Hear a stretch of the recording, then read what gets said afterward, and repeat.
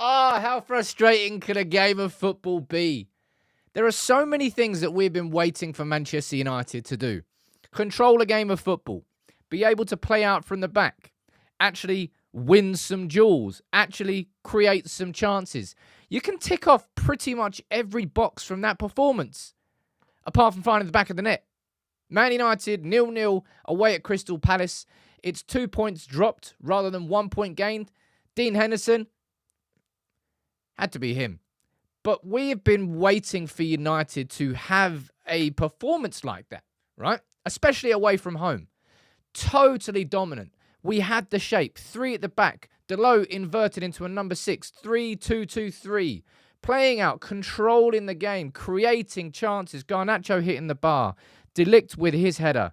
Garnacho on another chance. Bruno nearly got, I think, Xerxes through. It was just so many opportunities in that game.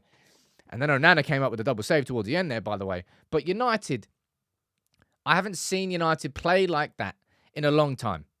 Maybe not a long time, but just, can you remember a game like that away from home? It felt like everybody knew what they were doing. And the only thing missing from that performance was the goal. De Ligt with that header. Garnacho with his opportunities. Oh, man, there were so many concerns going into that game. All right? Eriksen starting in midfield. I questioned it. Yeah, that was the right call. We were totally dominant on the ball, and when you have possession, Eriksen is a threat. The weaknesses of Eriksen exist when Man United don't have the ball. But we had 7% possession, and we had the run of that game. Oh, man, if that Garnacho goal had gone in, the Bruno through ball, Garnacho first time smacked off the bar on the rebound. Bruno kept it down, but then it bounced and hit the bar.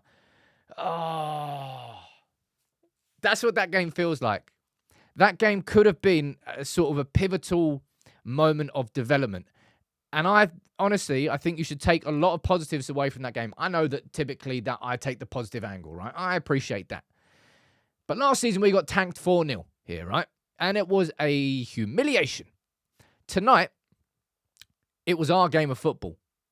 It was like we were playing at home. We played through Palace, and it was build-up football. It wasn't like one ball over the top and create an opportunity. It was good passing moves. The early one from Xerxes through to Garnacho. Decent save from Henderson on his left hand, I think. Ten Hag will be happy at that, but ultimately frustrated. And I think that's going to be the main sense after that game from a lot of you is frustration. It's progress on last season. Yeah, I'll give you that. And it's good to see United consistently. It was 2 set pieces we scored against Southampton. We were dangerous again from the corners there. And by the way, Mazraoui. Please stay fit for all to see. I think we've said this every single game so far now. Maybe not the Liverpool game, but still in the Liverpool game. I don't think he played that bad, but just again in possession. And what Mazraoui allows United to do is play that system out from the back. It was really obvious, the system today. The shape was clearly there.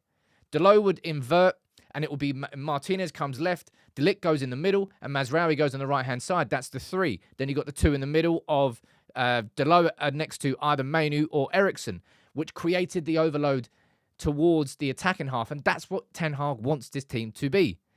He wants to take a slight risk in the defensive side of things to create the overloads in attack. But what we did there today, how many shots did Palace have in the end? 9 shots. Well, they had a cracking chance. That double save from Onana, by the way, is better than the double save I saw from Raya. Unbelievable reflexes on that second save. Seriously, seriously good. And by the way, can I just take a moment here? Martinez, mate, what are you doing? Where did that come from? 0 complaints from me if that's a red card. A lot of complaints from me if that is an opposition player doing that against us. Where did that moment come from? Like, aggression is one of the greatest assets of his game. But so far this season, I think it's been aggression. You know, aggression is only an asset if you can control it. That there was just loose and really unnecessary. So much time to just go in there for a slide tackle. Yeah, kind of fortunate to get away with that one. But Ten Hag will come away from the last 3 games, all right? 3 clean sheets. We beat Southampton 3-0 and we pumped Barnsley 7-0. Had we just got that goal today, I'll be honest, it felt like in the last 20, 25 minutes, that we kind of faded a little bit. Palace had their opportunities for sure, but it was that first half where we just had utter dominance, creating chances left, right and centre through build-up play, through patient football and through passing repeated patterns. And these are the things that we have been calling out for. So I think from a development perspective, the performance showed a lot of development. And as I said, and it might sound like a weird thing to say, everybody looked like they knew what they were doing today. So often when I watch United under Erik Ten Hag, I'm like, he's supposed to be playing there. He's supposed to be playing there. But why is he over there? Why is he there? That makes no sense. And it kind of looks like the players are thinking, well, am I supposed to be here? Am I supposed to? I don't really know. Today, everybody knew what they were doing. Everybody knew their positions. The patterns were repeated. And we were getting through Palace. But just that frustration. I'm going back to it again. But that through ball from Bruno and the shot from Garnacho that hit the woodwork, hit the bar, and then Bruno straight off the rebound. That would have been such an important win. All right? Because of what the game was last season, and simply because of how we played that game of football. So please, the main takeaway I want you to take from that game, don't be just pissed off and angry. I mean, he can be, right? We didn't score. We had chances. We had how many chances? We have 15, only 6 on target. We have 15 chances and we didn't win that game. So you can be angry, but ultimately that there is an indicator, a sort of a glimpse, I suppose, of how I want Manchester United to be playing against every team. I want to see us doing that to City. I want us to develop and continue on that path to reach the point where we can, good luck, by the way. But we can do that in the games against City and Arsenal and Liverpool and Spurs and Chelsea. But last season, we got steamrolled there. So for the players to do that today and put in that performance, good. Ultimately frustrating. Could have been a goal from Garnacho. Could have been a goal. And by the way, that chance from De Ligt, you would have backed him all day. Kind of feels like he might be just a real threat from corners across the course of the season. I think everybody was a bit nervous going into... I was a bit nervous, as I said. I saw Eriksen in the starting 11. I questioned that. I understood why he was starting Xerxes. Isn't it weird? People being like calling for Rashford to be dropped and then now he's on the bench because Garnacho's banging form and he was great today. Ahmad, I thought, faded towards the second half, and I think Ten Hag made all the right subs, by the way. I questioned the starting 11, but it worked.